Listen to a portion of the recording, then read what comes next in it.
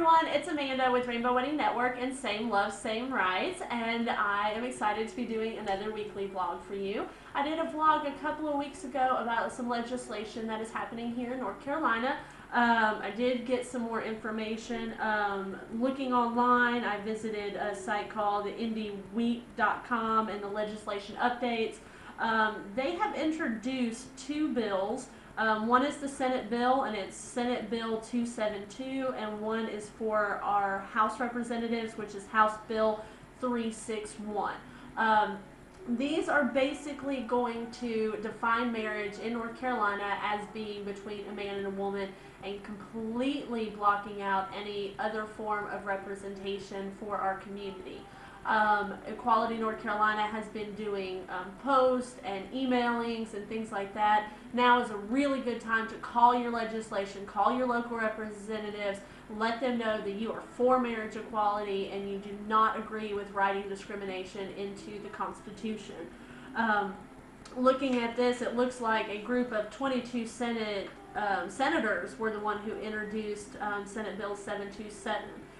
Which they are calling the Defense of Marriage Act, which is ridiculous because it's not the defense of marriage, it is taking away marriage. So that in itself just irritates me.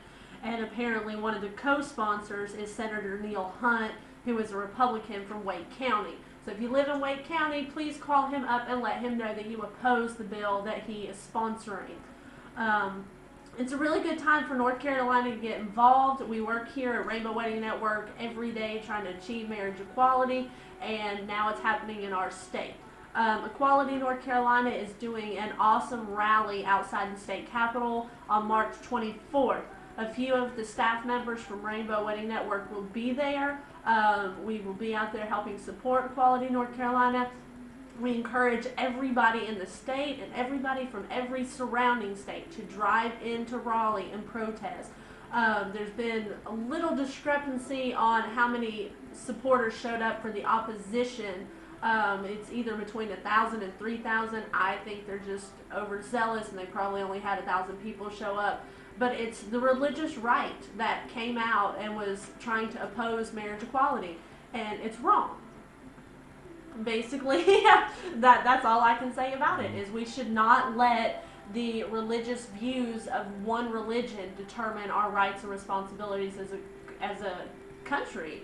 And I was talking to one of my fellow colleagues who is standing behind the camera right now. Hello, Mr. Ira. Hello, everyone. And he made a really good statement. I made him write it down because it really hit home.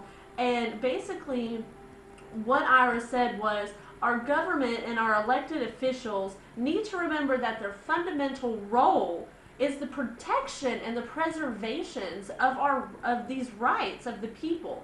They are not responsible. They should not be listening to the lobbying of these religious and personal interests which seek to take away rights.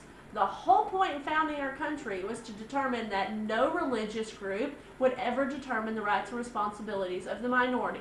And here we are, 1,800 years later, and we're letting it happen.